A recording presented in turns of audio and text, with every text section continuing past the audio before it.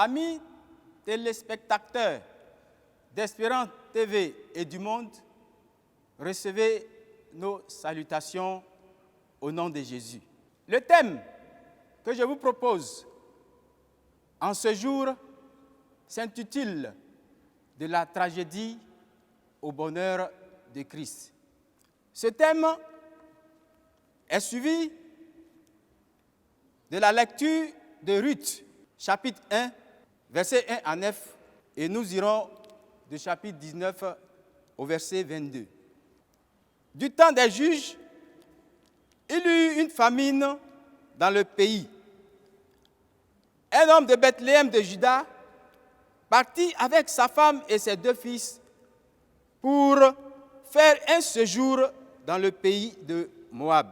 Le nom de cet homme était Elimelech et celui de sa femme Naomi et ses 2 fils s'appelaient Machlon et Kiljon. Ils étaient Éphratiens de Bethléem de Juda. Arrivés au pays de Moab, ils s'y fixèrent leur demeure. Elimelech, mari de Naomi, mourut et elle resta avec ses 2 fils. Ils prirent des femmes moabites, dont l'une se nommait Orpa et l'autre Ruth. Et ils habitèrent là environ 10 ans. Puis, elle se leva, elle et ses belles-filles, afin de quitter le pays de Moab, car elle apprit que Dieu a visité son peuple et lui avait donné du pain. Elle sortit du lieu qu'elle habitait, accompagnée de ses belles filles, et elle se mit en route pour retourner dans le pays de Juda. Naomi dit à ses 2 belles filles, « Allez, retournez chacune à la maison de sa mère, que l'Éternel use de bonté envers vous, comme vous l'avez fait envers ceux qui sont morts et envers moi. » Le 19 au 22. Elles firent ensemble le voyage jusqu'à leur arrivée à Bethléem. Lorsqu'elles entrèrent dans Bethléem, toute la ville de Bethléem fut émue de compassion à cause d'elle. Et les femmes disaient, « Est-ce là Naomi ?» Elle leur dit, « Ne m'appelez pas Naomi, appelez-moi Mara, car le Tout-Puissant m'a rempli d'amertume. J'étais dans l'abondance à mon départ, et l'Éternel me ramène les mains vides à Bethléem. Pourquoi m'appelleriez-vous Naomi, après que l'Éternel s'est prononcé contre moi et que le Tout-Puissant m'ait affligé? » Ainsi, elle revint du pays de Moab. Naomi et sa belle-fille, Ruth, moabite. Elles arrivèrent à Bethléem au commencement de la moisson. Parole du Seigneur. Amen. Bien-aimés, un prof de français étant encore très jeune, s'approcha de Dieu en esprit par la prière et lui dit, « Dieu, je pense bien que je suis assez grand et j'aimerais prendre mes responsabilités désormais sans l'aide de personne. » Intérieurement, Dieu lui dit, « Si tu peux te prendre en charge sans l'apport de quelqu'un, c'est une bonne chose. Mais dis-moi, fils, quelle est ta destinée ?» Le jeune homme répondit, « J'ai choisi d'exceller dans la magie. » Et Dieu, comme un père, regardant longuement son fils, soupira et lui dit, « Mon fils, je crois pour ma part t'avoir montré la vraie voie, c'est-à-dire la parole, qui a abouti à ta conversion et à ton salut. Ma conscience me rend témoignage. Mais si tu vas et que tout te semblera difficile, reviens mes bras seront grandement ouverts pour toi, mon fils. » Le jeune partit et plus tard se mit à pratiquer cette magie en envoûtant toute personne et surtout les femmes. Au temps de sa gloire, où il ne s'y attendait pas, un jour, il fut malade à mourir. Alors, il fit un examen de conscience et se dit, n'est-ce pas cette pratique occulte qui est la cause de ma souffrance et ma mort prochaine? Alors, il lui vint en esprit de brûler tous les livres concernant cette pratique, ce qu'il fit d'ailleurs. Il s'assit, pria et dit, « Seigneur, Dieu, je sais que j'ai fait ce qui est mal, mais si tu sais que ma mission sur terre est terminée, alors prends-moi, mais pardonne-moi. » Et il entendit une voix intérieure qui lui dit, « Si tu vas et que tout te semblera difficile, reviens. Mes bras seront grandement ouverts pour toi. » Là, il se souvint, se releva, se confessa et fut guéri. Bien-aimés, c'est le thème de ce jour intitulé « De la tragédie au bonheur de Christ ». Bien-aimés, qu'entendre par de la tragédie? Bien-aimés, la tragédie, c'est un événement funeste ou de mort, une catastrophe qui met en péril la vie d'un individu. C'est aussi un drame au bonheur de Christ vers le salut, la délivrance, la guérison et la paix que le oint donne. Autrement, ou en d'autres mots, c'est la perte de la satisfaction vers une situation heureuse. Contexte proche. Bien-aimé, Jésus fit de sévères reproches aux villes et aux contrées de Jérusalem, telles que Chorazin, Bethsaïda et Capernaum, restées sourdes à la bonne nouvelle du royaume. Mais contrairement aux villes incrédules, Jésus fait l'apologie d'autres villes, telles que Tyr et Sidon, qui se seraient converties si la parole était prêchée au milieu d'elles. Alors Jésus prit la parole et loue Dieu d'avoir caché ces choses aux sages et aux intelligents, c'est-à-dire aux connaisseurs, mais plutôt les a révélées aux enfants, c'est-à-dire aux humbles.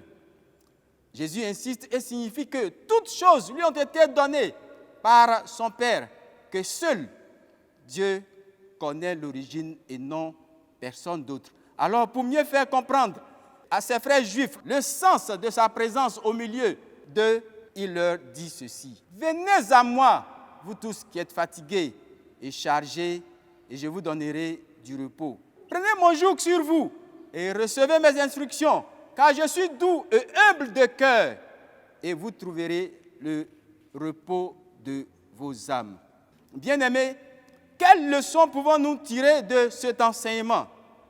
Seul Jésus peut donner la paix du cœur. Bien-aimés, où que l'on soit, où l'on se trouve, il y aura toujours des épreuves à traverser, des difficultés à surmonter et parfois même des souffrances à endurer qui paraîtra incompréhensibles. Mais l'on se demande ou se pose des questions. Pourquoi ces événements malheureux s'abattraient sur sa vie alors qu'il vivrait tranquille, voyant les soucis écrasants de la vie? L'homme quitte sa femme, ses enfants et son lieu de naissance. Il rompt le cordon ombilical qui le lie à ses pères et part à une destination où il pense trouver gîte et repos du corps, de l'âme et de l'esprit, comme le signifie Ruth, chapitre 1, versets 1 à 4, qui parle en ces termes. Il y eut une famine dans le pays. Un homme de Bethléem, de Juda, partit avec sa femme et ses 2 fils pour faire un séjour dans le pays de Moab. Le nom de cet homme était Elimelech, et celui de sa femme était Naomi, et ses 2 fils s'appelaient Machlon et Kiljon. Ils étaient Éphratiens de Bethléem de Juda. Arrivés au pays de Moab, ils y fixèrent leur demeure. Ils prirent des femmes moabites, dont l'une se nommait Oprah et l'autre Ruth, et ils habitèrent là environ 10 ans. Bien-aimés, c'est ainsi que l'on fuit les réalités de la vie, pensant trouver, un meilleur avenir, un endroit certain, une assurance, je dirais une garantie, alors que là aussi sont en permanence des difficultés de toutes sortes, ou même le pire, qui s'opposent aux personnes qui pensent mettre à l'abri leur vie et celle des autres. Mais quelle erreur! Oui, quelle erreur! Elimelech, mari de Naomi, mourut et elle resta avec ses 2 fils. Ensuite, Machlon et Kiljon moururent aussi, tous les 2. Et Naomi resta privée de ses 2 fils et de son mari. Bien-aimé, où l'on ira dans ce monde, que la tragédie ne le suivra pas, faisant souvent la sourde oreille et refusant d'écouter la voix intérieure qui est celle de Dieu, l'homme crée sa propre destruction et celle des siens. Ainsi, ces stigmates, c'est-à-dire ces plaies et ces cicatrices, provoquent la tragédie et l'amertume dans la vie des personnes proches ou éloignées, comme le montre Ruth. Oui, bien-aimé, parfois l'amertume, les mains vides et l'affliction que l'on vit est la faute de soi ou d'autrui qui cause de la tragédie dans la vie de plusieurs personnes. Ainsi, l'on traîne en longueur de journée, de mois et d'années des péchés, des fardeaux et des erreurs provoquées par l'homme et qui engendrent de la tragédie de ce dernier qui vit loin, oui, très loin de Dieu. Mais Dieu, qui est amour et qui voudrait que l'homme entre en possession de ses biens matériels, oui, spirituels et physiques, afin de sortir de la tragédie, lui annonce une bonne nouvelle, comme le précise l'Écriture en ces termes. Car elle a appris au pays de Moab que l'Éternel avait visité son peuple et lui avait donné son pain. Elle sortit du lieu qu'elle habitait. Mais quelle délivrance, oui, bien-aimé, quelle délivrance. Voilà ce qui signifie de la tragédie, l'homme peut parvenir au bonheur de Christ. Oui, Dieu se souvient vraiment de l'homme chargé de maux.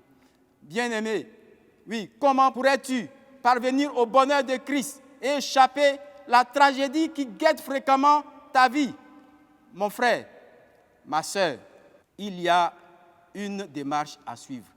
Ne pas se conduire soi-même et se laisser guider par l'Esprit de Christ. C'est pourquoi Christ, au milieu de ses frères, sachant leur misère et leur douleur, disons la tragédie ou la mort qui les guette, qui sont présents dans leur vie, leur parle en ces termes. Venez à moi, vous tous qui êtes fatigués et chargés, et je vous donnerai du repos. Matthieu chapitre 11, verset 28. Oui, viens donc au salut de Christ. Où penses-tu aller dans ce monde où tout est en sens dessus, dessous, et fuir loin de la catastrophe? Oui, reviens au bonheur de Christ, comme Naomi. Sinon, il y aura toujours la tragédie par-ci, tragédie par-là. Disons, crise par-ci, crise par-là. Alors, Christ t'appelle, m'appelle, nous appelle au bonheur et au salut éternel quand il dit « Venez à moi, prenez mon joug sur vous, oui, ma domination sur vous, et recevez mes instructions. Soyez à mon école, car je suis doux et humble de cœur, et vous trouverez du repos pour vos âmes. » Matthieu 11, 28a à 29. En conclusion, bien-aimés, de la tragédie qui peut nuire ton corps, ton âme et ton esprit, exilé dans une vie que tu mènes et qui te suit inévitablement vers un désespoir, au bonheur de Christ t'appelle à son repos éternel. Amen. Nous prions le Seigneur. Notre Père et notre Dieu, nous venons d'entendre ta parole. C'est elle qui nous a créés. Elle nous a formés, elle nous a donné la vie. Mais permets que cette parole que nous venons d'écouter reste gravée dans nos mémoires. Au nom du Père, du Fils et du Saint-Esprit, que nous te demandons toutes ces grâces. Amen.